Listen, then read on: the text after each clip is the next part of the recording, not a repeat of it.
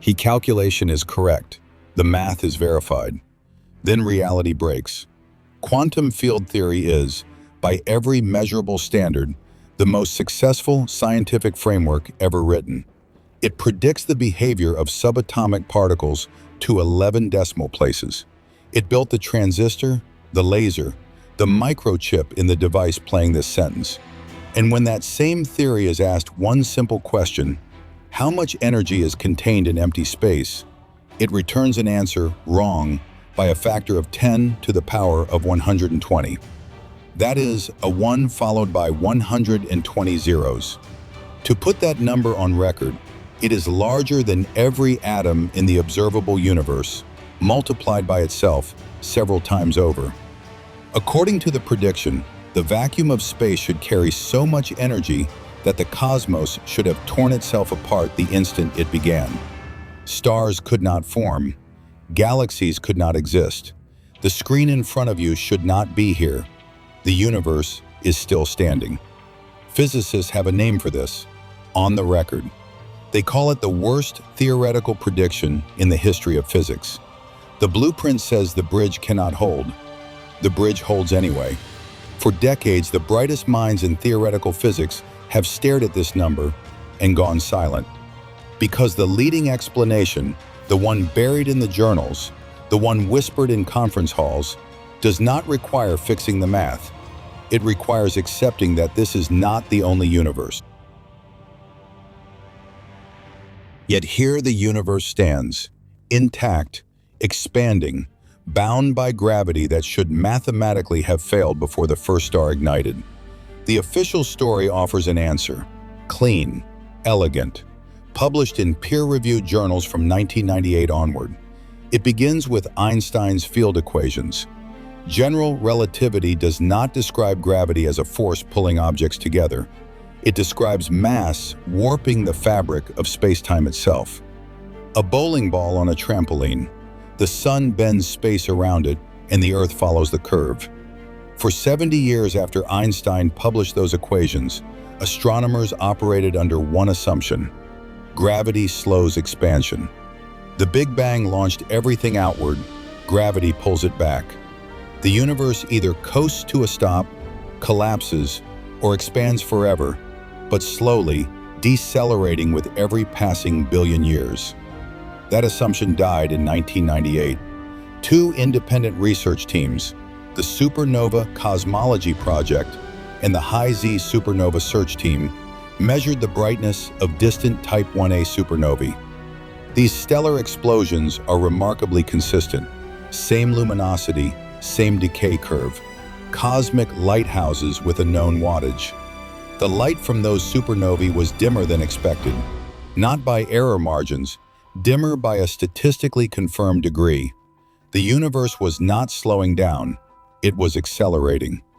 The data forced cosmologists to add a term to Einstein's equations, a cosmological constant he himself had once introduced, then abandoned. They gave it a name: dark energy. The concept is disarmingly simple. Space itself possesses a constant energy density, positive energy paired with negative pressure. As the universe expands, more space forms. More space means more dark energy. More dark energy means faster expansion. A feedback loop with no breaks.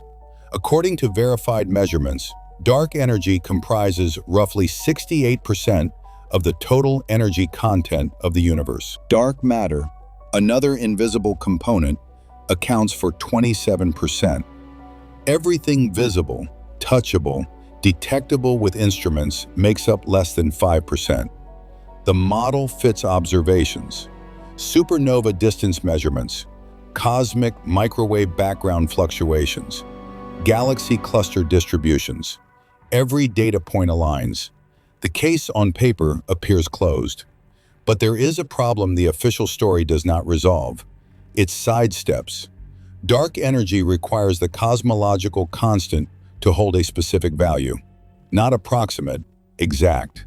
When physicists attempt to calculate that value from quantum field theory, they arrive at a number 10 to the power of 120 times larger than observed reality.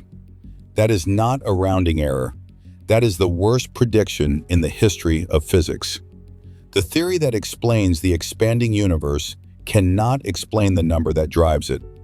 The official story works, as long as no one asks why the constant is what it is.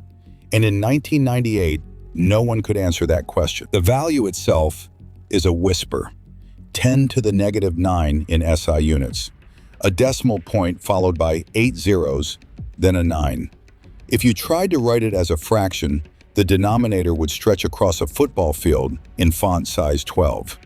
That number is dark energy's density. And in 1987, a physicist named Steven Weinberg sat in his office and documented something that still has not been adequately explained. If that number were different by almost any margin, no observer would exist to measure it.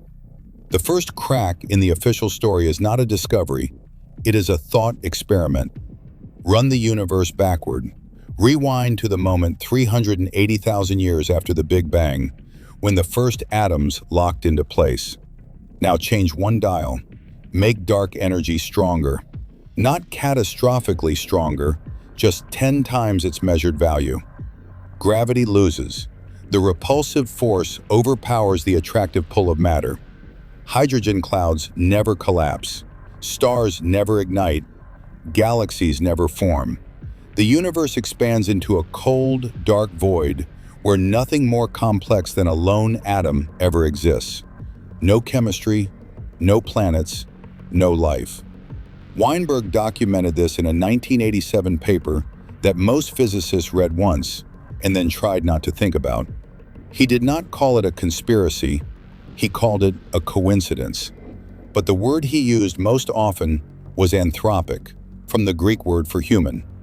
The anthropic principle states, in its weakest form, that the universe's constants must be compatible with the conscious life that observes them. If they were not, no one would be here to notice. It sounds like a tautology. Now run the experiment the other way. Make dark energy negative. Let it pull inward instead of pushing outward. The universe does not expand, it recoils. Matter collapses back into itself. Cosmologists call it the Big Crunch. The timeline from Big Bang to total annihilation, less than 1 billion years. Too short for stars to forge heavy elements. Too short for evolution to reach multicellular life. Two paths, both sterile. And between them, a value so precise that both the numerator and denominator need scientific notation just to fit on a page. The measured value of dark energy sits on a razor's edge. This is where the official story starts to fracture.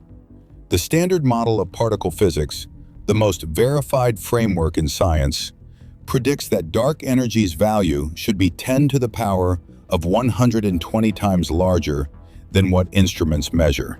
Not 10 times, not 1,000 times. A 1 followed by 120 zeros. The difference between prediction and reality is the largest failed prediction in the history of science. The universe did not follow the math, it followed something else. Weinberg's paper never used the word fine-tuning directly, but every physicist who read it understood the implication. The constants of nature are not arbitrary numbers plugged into equations. They are load-bearing pillars. Move one and the entire structure collapses. Dark energy is the thinnest pillar, and it holds up everything. 1 decimal place to the left, no stars. 1 decimal place to the right, no time for life. The value on record is the only value in a nearly infinite range that permits complexity, permits chemistry. The question Weinberg posed in 1987 was not rhetorical. He meant it as a verified scientific problem. Is this an accident? And if it is not, what set the dial? There is a particular kind of silence that follows a question no one can answer. It is not the silence of ignorance. It is the silence of recognition. The silence of a room full of physicists staring at a blackboard, knowing the equation is correct, knowing the universe disagrees, and having no third option. Weinberg published his paper in 1987. The accelerating expansion was confirmed in 1998. And for the 11 years between those two dates, and for every year since, That silence has not broken. The question sits in the same place it was left, untouched. Not because no one cares, because every answer leads somewhere uncomfortable. What follows is where the data points, not where comfort points, not where consensus points, the data. If the fine-tuning is not an accident, it must be a clue. The cosmological constant problem does not close when lambda is measured. It opens. Because the value that holds the universe together, 10 to the power of minus 122, does not work by chance. It works like a signature, and investigators follow signatures. 3 separate lines of inquiry, 3 entirely different branches of theoretical physics. All 3 arrive at the same conclusion. The equations describe realities no instrument has ever seen. Start with gravastars.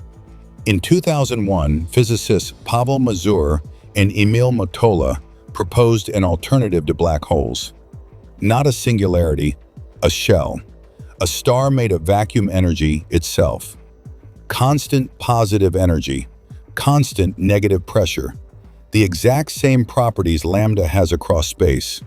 These objects would mimic black holes from the outside.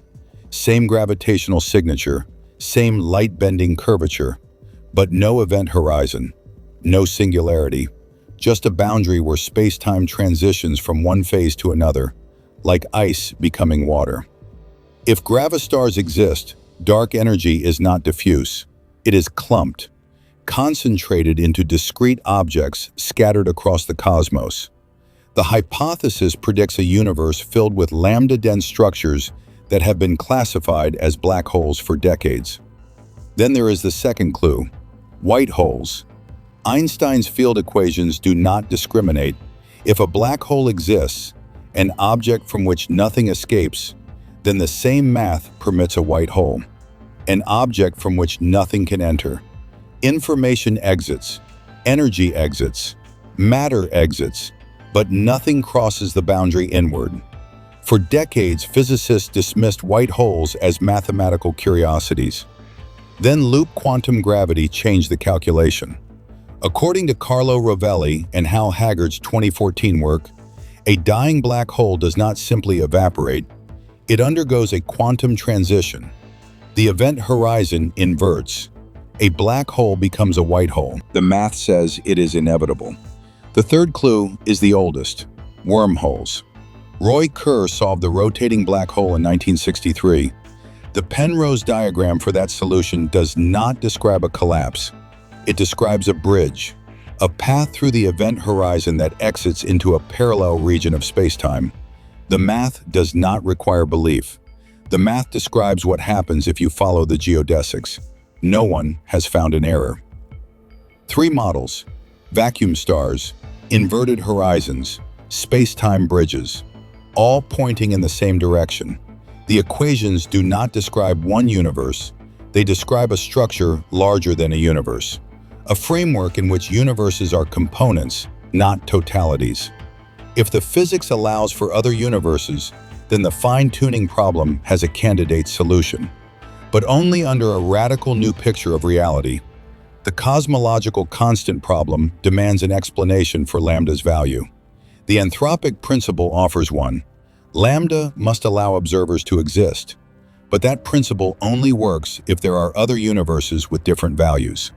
And that leads directly to the question, if other universes exist, what separates them?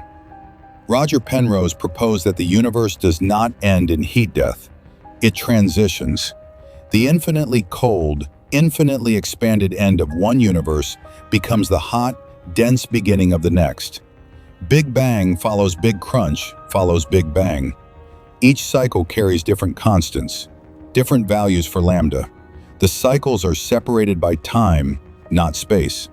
Penrose called it conformal cyclic cosmology, and he documented evidence in the cosmic microwave background.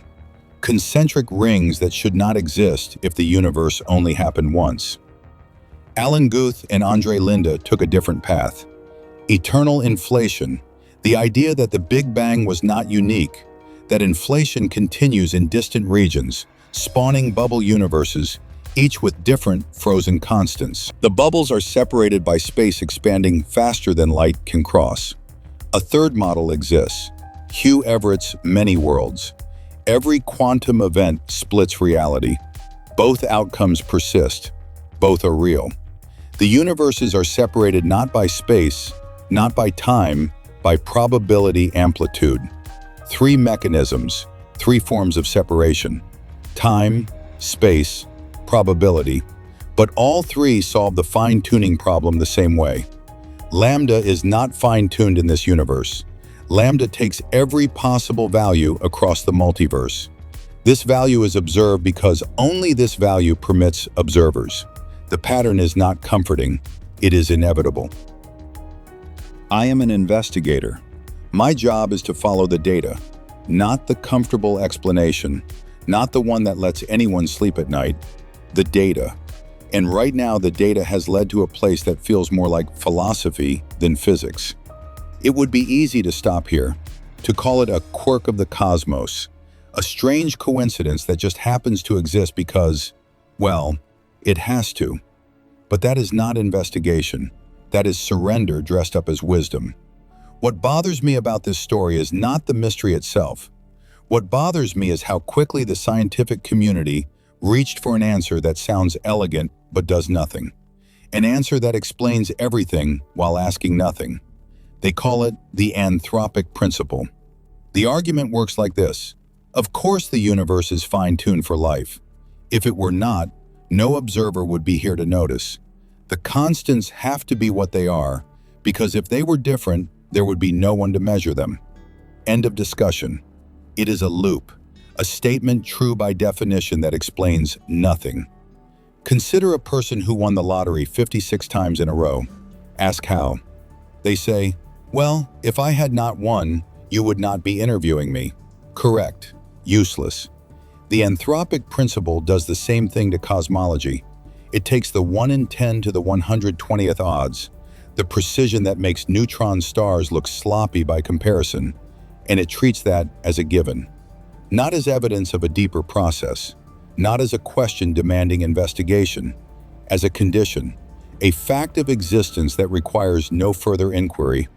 And that is where the suppression happens, not through classified memos, not through reassigned scientists or redacted reports, through intellectual comfort, through an answer so philosophically airtight that it actively discourages curiosity about the mechanism behind the fine-tuning.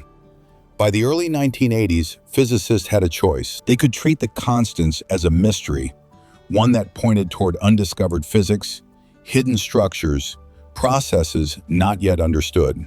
Or they could invoke the anthropic principle and move on. Most chose the latter. The principle became a stopgap, a way to acknowledge the fine-tuning without confronting its implications. It appeared in textbooks as a footnote, in lectures as a thought experiment, in papers as a line of reasoning that closed the door instead of opening it. Weinberg, Nobel laureate, used it in 1987 to explain the cosmological constant. He invoked observer selection.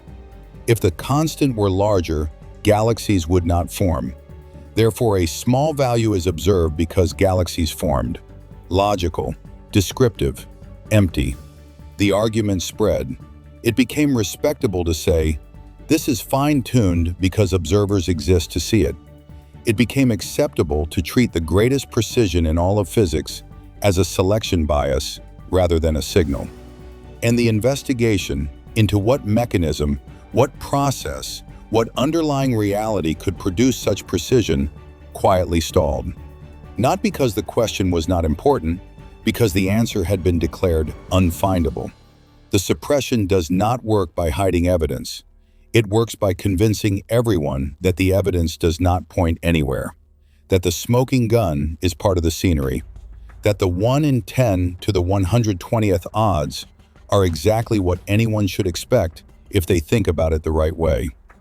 The anthropic principle is forensic surrender, a prosecuting attorney standing in front of a jury and saying, the only surviving witness is the victim, so ignore the fingerprints, the DNA, the security footage, and the confession found in the suspect's handwriting. The fine-tuning is still there. The constants are still balanced on a knife edge. The question is still unanswered. Declaring it unanswerable does not make it go away. The comfortable explanation goes like this. The universe rolled a 120-sided die on its first try and landed it perfectly. A coincidence. The one that appears in textbooks with careful phrasing. The cosmological constant problem remains unresolved. Not unsolvable, just waiting. And on the surface, it sounds reasonable. Someone has to win the lottery. Unlikely events happen every day. The universe exists. Therefore, whatever conditions allow it to exist must have occurred, no matter how improbable. Most physicists accept it. The universe is not obligated to make sense to human intuition. Quantum mechanics violates common sense at every turn. Particles in two places at once, entanglement across vast distances, outcomes determined by observation. If nature can be that strange at the quantum level, why should cosmic scale constants behave differently? One universe, sample size of 1. In a dataset that small, any outcome, even a 1 in 10 to the 120th outcome, has already happened by definition. Probability cannot be calculated after the fact. It is not satisfying, but it closes the file. Except it does not, because this is not about intuition. This is not about philosophical comfort. This is about eliminating explanations that do not survive scrutiny, and coincidence does not survive. Not contamination of theory. Quantum field theory has been tested to 15 decimal places in particle accelerators. It predicted the anomalous magnetic moment of the electron to a precision unmatched by any other scientific theory in history. To claim it suddenly fails by 120 orders of magnitude on this one calculation, while remaining flawless everywhere else, is not caution, it is denial. Not contamination of observation.